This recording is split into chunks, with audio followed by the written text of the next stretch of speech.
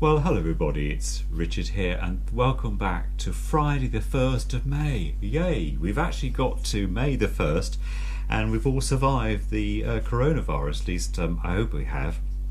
And if you're new to my channel, it's welcome to you, and don't forget to press the subscribe button and also the little bell.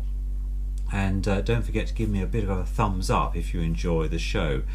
So far we've got over 1,819 subscribers, and I get about 50 views a day on average. Probably a little bit lower at the beginning of the week, but people tend to pick up as they're, like I do, if you're viewing multiple sites. You don't always want to view certain things on certain days.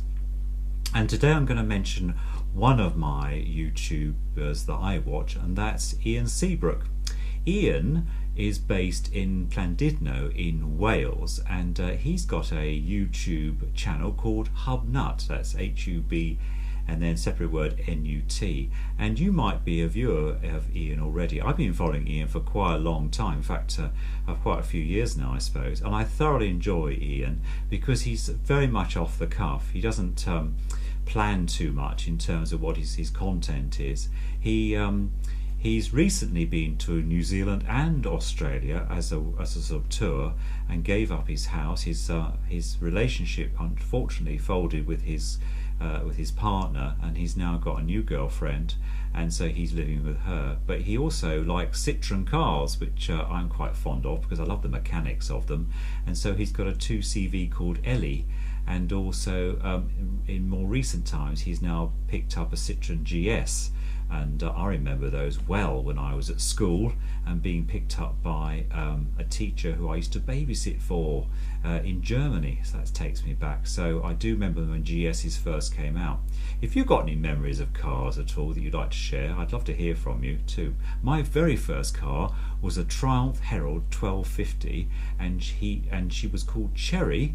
And she was a D registration. That's 1965, and it was very old when I had it, and I had the vehicle for about 4 years, and had a gearbox which nearly fell apart because it had been used so much, and it always used to crunch when you went from second to third. In fact, sometimes you could change gear without actually pushing the clutch in. So that my driving must have been getting quite well then. But I did loads of miles on that. She'd been round the clock once, and I learnt so much on Cherry because the bonnet of the Triumph Herald lifted up with the wings attached, and you could sit on the wheel and you could fiddle with the engine without any interruption whatsoever. No ECUs in those days, just good old fashioned carburetors, SU carburetors, and I thoroughly enjoyed that car. And I'm a member of a club that looks after them now, so online that is. I don't have one of my own, but there's quite a lot of young enthusiasts who also on Facebook site who also look after them. And I also attend the OSO Retro show down in Margate once a year. Hopefully it will happen this year, and it's thoroughly enjoyable to see what all the other Triumph Heralds are doing along with all the other classic cars. But I waffle on. So for today I just want to make sure I've covered all my agenda, and I've got that written down and supported now so I don't forget anything. And but I'll leave a link for Ian's Hubnut channel, and do have a look at it if you like that sort of stuff at all.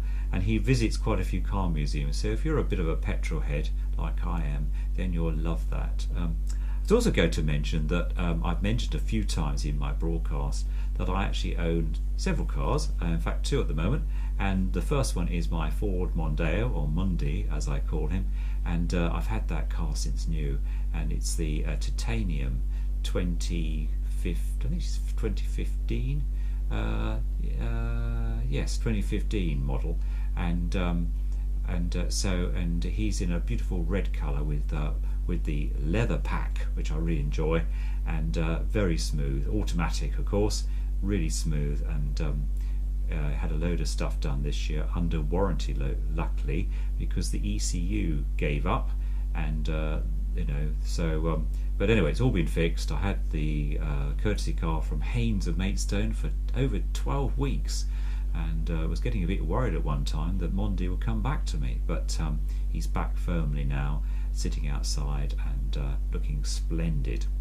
My other car is a 2017 Fiat 124 Spider, which I'll put a picture of, and that's my pride and joy, and I thoroughly enjoy driving Passio. And Passio is called Passio because he's passion red, and it's got lots of extras on there. I spent a lot of money on Passio, and he sits on the drive looking splendid in his red colour. And when the weather's nice, normally speaking, I put the top down and use him to go to the station and back, or anywhere else I'm going. And I've had the exhaust adjusted by Maidstone Exhaust Centre, and he sounds absolutely amazing with the 1.4 turbo Garrett turbo boosted engine, 177 bhp under the bonnet, and that little car is really amazing. And those two things take up quite a bit of my time, as you can imagine, and I look after them like children, I suppose, in that respect. So I thought I'd mention that. Just mentioning the press today, I've written some notes on the top of my Tory draft paper here, you can probably see. The first one is that Nicola Sturgeon was on the television at lunchtime, and she was saying that the testing, there's been big debate in the United Kingdom about testing. Excuse me a second, I have some cup of tea. And the government have been pressed because they made it. Matt Hancock, who's the health minister, mentioned that there was a target of 80, or was it a million tests or something by the end of the month. In fact, they're 18,000 short. It's interesting when they make predictions, because it isn't about the tests themselves, it's about the quality of those tests and what are they testing for. We have these driving centres now.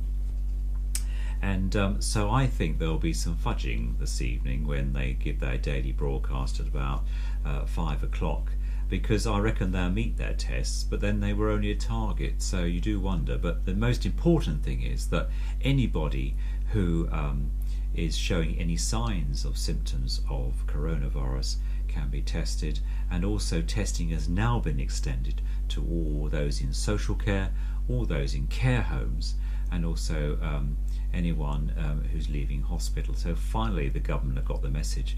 But the nearest test centre for me in Maidstone in Kent is Ebbsfleet, which is quite a long way away, and I think the testing centres need to come to communities and be outside hospitals, because that's the most obvious place that you could set up one, because everyone has a district hospital fairly near them.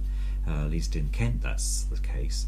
And so I think these other centres that they've been setting up could be quite a way away, particularly if you don't have transport to get there. And there has been criticism that the one at Ebbsfleet actually hasn't always got the staff there to administer the tests, so it ends up with people doing their own test, which I do question, because if you don't do the test properly, you're not likely to get the right results. And they are a clinical intervention, and you do need to know exactly what to do and how to get the test properly. And they're not particularly comfortable either when you have a swab poked to the back of your nose and to the back of your throat, as you can imagine. But anyway, I'm sure they're going to come up with some idea for that. So Wales, they're going to be in Wales, which is a devolved government in this country. The First Minister of Wales has announced today that he's going to give all social care workers that work within the sector £500, subject to normal tax and national insurance, which I think is in recognition of the work they've been doing with older people and people in need. I think that's really quite admirable, actually, and I take my hat off to Wales for doing that.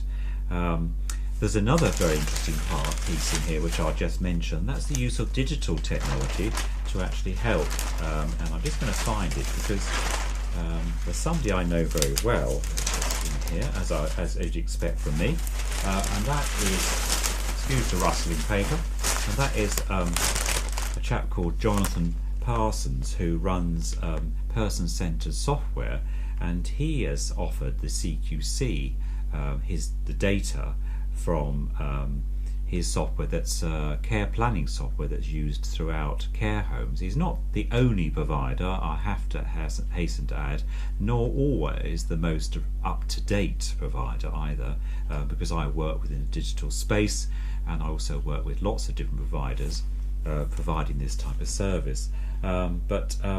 So he says that, and I'll quote from the paper here, PCS collects live care-related data from more than 52,000 of the 410,000 care home residents in the UK. About 13% of all UK care home residents.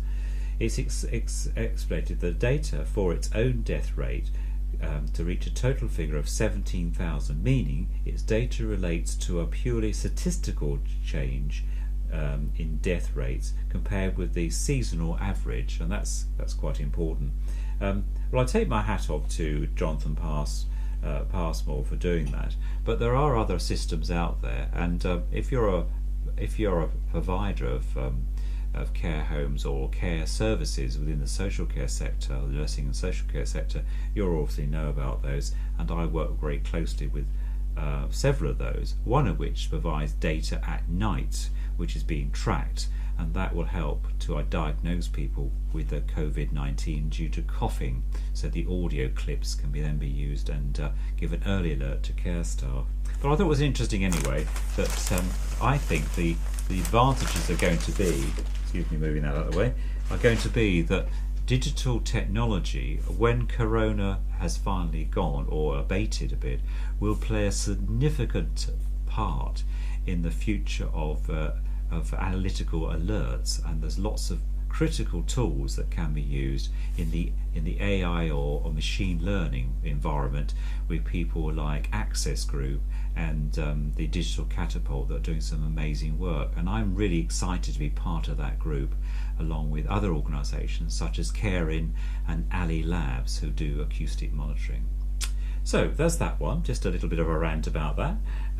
Thank you very much for your feedback, as always. I've had lots of nice comments, and it's good to have it, so keep that coming. As I say, if you're new, don't forget to subscribe to my channel if you enjoy the content, that is. And today's record is going to be another Tommy Dorsey, because everyone quite enjoyed that one, Stardust, last. This one is You Are My Lucky Star, and this record relates very similarly to the year in which the gramophone it's playing on, and this is You Are My Lucky Star from the film Broadway Melody 1936. So this is quite a special record in terms of age. Eleanor Powell is with the Tommy Dorsey and his orchestra, and there's an extended tap dancing sequence in here. So it's a really lovely record. The B-side is from the same Broadway Melody, I've Got a Feeling You're Fooling, on the back. I picked this record up along with a job lot. It plays extremely well, and I'm going to play it on the Victor VV50 that I know, Paul, you have got and do regularly on Facebook. So I'm going to match your wonderful machine with mine, and I bought mine about 2-3 years ago, and it's totally unmolested. I haven't had to do anything with it. I purely bought it and took it out of the box, and I've been using it ever since, and it's a really lovely machine. I bought it from a guy in Scotland on eBay. I paid probably more than I should for it, but it's just something I had to have in my collection. So enjoy that record, let me know what you think, and if you like it, we'll play the B-side perhaps tomorrow. So there we go, good copy as well. So tomorrow will be Saturday, the 2nd of May, and I've changed my trusted calendar. Here we go, got a nice picture there. And so that will be day 26 of a tune a day, keep COVID-19 away. And I look forward to your comments. Make sure that you stay safe. I had a lovely run this morning, by the way, just so I throw that in. It's been raining and very thundery and lightning here in the UK, but temperature wise I've taken my jumper off. I've got this warm shirt on, but I've taken my jumper off. I've just got the heating on low today, and it's quite bright out there, and the sun is actually quite warm. So when I went shopping this morning, the queue at Waitrose wasn't too long, and in fact the sunshine was quite a welcome relief from all that wet weather we had last night. Anyway, you take care, see you soon, look forward to your comments, and bye for now.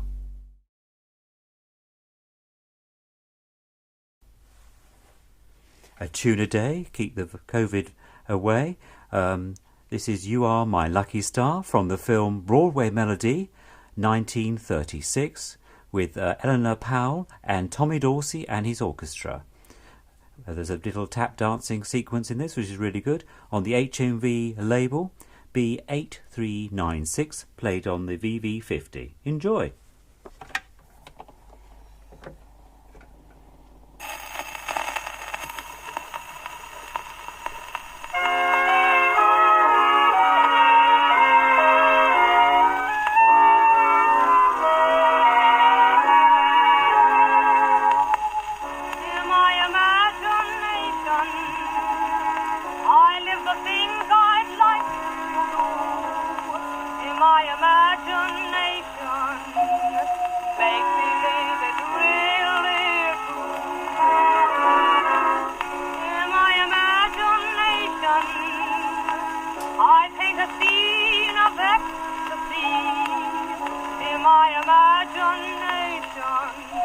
My hero sings me the words